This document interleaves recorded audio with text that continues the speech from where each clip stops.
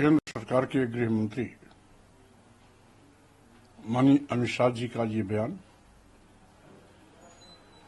बहुत ही ऊंची हरकत है, दुर्भाग्यपूर्ण है। जितनी भी निंदा की जाए उतना कम है, क्योंकि उनका ये बयान सीधे सीधे इस देश के करोड़ों करोड़ों वंचितों, उपेक्षितों, आदिवासियों, दलितों, पिछड़ों, महिलाओं, अल्पसंख्यकों के मसीहा के रूप में उनको लोग मानते हैं। उन पर यह टिप्पणी करना ये न केवल डॉक्टर अंबेडकर का अपमान है, बल्कि इस देश के करोड़ों करोड़ों दलितों, वंचितों, पिछड़ों, गरीबों, अल्पसंख्यकों का भी अपमान है। यद्यपि भाजपा और आरएसएस एंड कंपनी शुरू से ही डॉक्टर साहब बाबा भीमराव अंबेडकर जी के विरोध में आग उगलती रही है और पार्लियामेंट में उनका ये वक्तव्य इनकी मनोवृत्ति को जाहिर करती है कि इनकी सोच कितनी ऊंची है कि आजादी के 76 साल बीत जाने के बाद भी दुनिया का सबसे बड़ा विद्वान, भारतीय संविधान निर्माता, भारत रत्न जैसी उपाधि से विभूषित डॉक्टर अंबेडकर का सम्मान कतई इनको बर्दाश्त नहीं है। और जो इनके मन में जहर था वो इनके बयान के माध्यम से बाहर आया है। आज जिस भगवान की ओर इशारा किए हैं श्री अमित शाह जी, उस भगवान को तो किसी ने देखा नहीं। और जिन लोगों ने भगवान को माना उनको जलालत की जिंदगी झेलनी पड़ी। आदिवासी, दलित, पिछड़े, अल्पसंख्यक, महिलाओं को अपमान के कड़वे घूंट पीने पड़े। भगवान ने तो किसी का नहीं भला किया, लेकिन हजारों साल से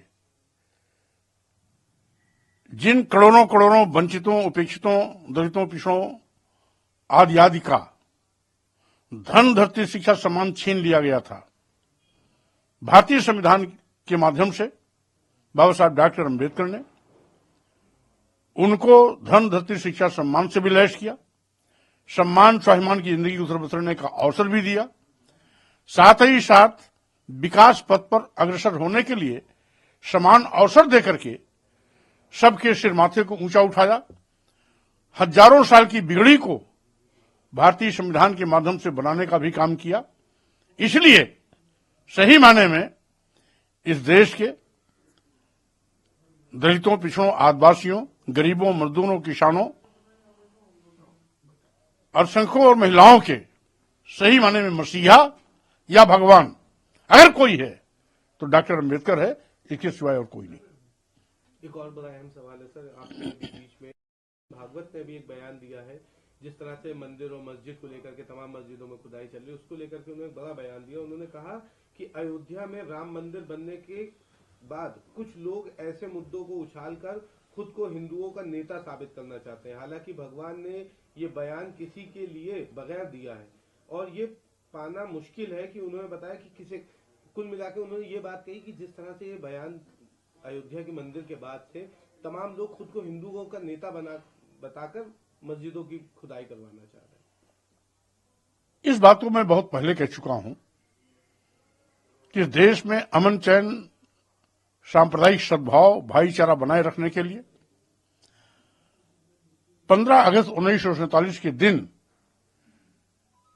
धार्मिक स्थलों की जो भी यथास्थिति रही है, हूबहू हमें उसे स्वीकार करना चाहिए। और प्लेसेस ऑफ वर्शिप एक्ट 1991 में वो भी इसी बात को सूचित करता है कि हमारा देश धर्मनिरपेक्ष देश है। विभिन्न प्रकार के धर्म, संप्रदाय, पंथ, वर्ग, वर्ण, जाति के लोग रहते हैं। ये सद्भाव बना रहे, भाईचारा बना रहे, इसलिए भी हमें 15 अगस्त 1947 के दिन को स्वीकार करना चाहिए और जिन धार्मिक स्थलों की जो भी यथास्थिति थी हूबहू बिना उसमें रंच मात्र अदले बदले स्वीकार करना चाहिए। लेकिन आज एक फैशन चल गया है, हर मस्जिद में मंदिर खोजने का एक फैशन नया चला। ये जहर भी भारतीय जनता पार्टी, आरएसएस, उनके सहयोगी संगठन की ही देन है। आज जो भी मस्जिद में मंदिर खोज रहे हैं उनका नाता और रिश्ता या तो भाजपा से है या आरएसएस से है या उनके सहयोगी संगठन से है। और यही नहीं, हिंदुत्व की दुहाई देकर के हिंदू राष्ट्र की मांग करने वाले लोग भी इन्हीं के चेले चपाड़े हैं। तो अगर सही मायने में वो दिल से यह बात आरएसएस प्रमुख मोहन भागवत जी कह रहे हैं तो उनको कड़ाई से अनुशासित करके अपने कार्यकर्ताओं पर नियंत्रण करना चाहिए। और ये जो नया फैशन चल रहा है उस फैशन को रोक करके सांप्रदायिक सौहार्द, भाईचारा बनाए रखने का काम करना चाहिए। अन्यथा अगर ये देशद्रोही लोग मस्जिद में मंदिर खोजते रहेंगे तो आने वाले दिनों में लोग मंदिरों में बौद्ध मठ भी खोजना शुरू कर देंगे, जो इनके लिए बहुत महंगा पड़ेगा। तो मोहन भागवत जी ने जो बयान दिया है तो कहीं तो आपको नहीं लगता है बेहतर? स्वाभाविक रूप से हमने तो कहा कि उनका बयान सराहनीय तो है, लेकिन मस्जिद में मंदिर खोजने वाले हैं कौन? वो भाजपा के ही हैं। आरएसएस भाजपा को नियंत्रित करती है। अगर भाजपा आज बेनकेल है तो इसका मतलब आरएसएस का नियंत्रण कमजोर है। इसीलिए मैंने कहा अगर सही मायने में मोहन भागवत जी यद्यपि पहले भी एक बयान दिए थे कि हर मस्जिद में मंदिर खोजना लोग बंद करें, फिर आज उसी को दूसरे रूप में उन्होंने कहा कि कुछ लोग हिंदू नेता बनने के चक्कर में मस्जिद में मंदिर खोजने का लगातार सिलसिला जारी रखे हैं, ये उचित नहीं है। लेकिन मैं कह रहा हूं कि भाजपा और सहयोगी संगठन का नियंत्रक कौन है? आरएसएस प्रमुख ही है। अगर चाहते हैं सही मायने में भाईचारा बना रहे तो 15 अगस्त 1947 के दिन की यथा बहाली के लिए और उसकी स्वीकारता के लिए वो अपने कार्यकर्ताओं को निर्देश दें, उन पर नियंत्रण करें। उन्हीं के अधीन सरकार चल रही है। अगर नहीं मानते हैं तो सरकार को उनके खिलाफ कठोर कानूनी कार्रवाई कर उनको जेल की सलाखों में भेजना चाहिए, क्योंकि सांप्रदायिक सद्भाव तोड़ने का अनुमति संविधान भी नहीं देता है। एक आखिरी सवाल है सर, बयान दिया कि राहुल गांधी ने धक्का मुक्की करी जिसके बाद उनको चोट लग गई। देखिए, माननीय अमित शाह जी के बाबा साहब डॉक्टर अंबेडकर के प्रति दिए गए अपमानजनक टिप्पणी से आज पूरे देश भर में जनाक्रोश है। अपनी उस गलती पर प्रायश्चित करते या माफी मांगते, इसके बजाय एक तो चोरी, दूसरे सीना जोरी, एक तो बाबा साहब का अपमान और दूसरे सत्ता पक्ष विपक्ष पार्टी कांग्रेस के खिलाफ धरना दे रही है, ये ऐसा पहली बार हो रहा है।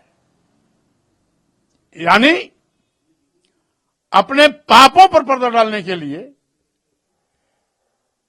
कांग्रेस के खिलाफ धरना देना वो भी पार्लियामेंट के गेट के सामने एक ऊंची हरकत है। उन्होंने पार्लियामेंट की गरिमा गिराई, संसदीय परंपराओं की गरिमा गिराई, लोकतंत्र की गरिमा गिराई। और धरना देना ही था कांग्रेस के खिलाफ, तो कांग्रेस कार्यालय के सामने क्यों नहीं दिया? पार्लियामेंट के गेट पर धरना देकर के विपक्षी पार्टी के सांसदों को पार्लियामेंट के अंदर जाने से रोकने का दुस्साहस किया। और सही मायने में जो कुछ भी हुआ वो टीवी के माध्यम से हम सभी लोगों ने देखा। राहुल गांधी किसी को धक्का नहीं दिए, बल्कि ये लोग उल्टा उनको रोक रहे थे पार्लियामेंट जाने से। पीछे से कुछ धक्का दिए जिसमें राहुल जी अपने को भी नहीं संभाल पाए। पीछे के धक्के से वो आगे बढ़े और इसमें भाजपा के लोग उनको रोकने का प्रयास किए। उस भाजपा के पीछे धक्का मुक्की में वो गिरे सांसद।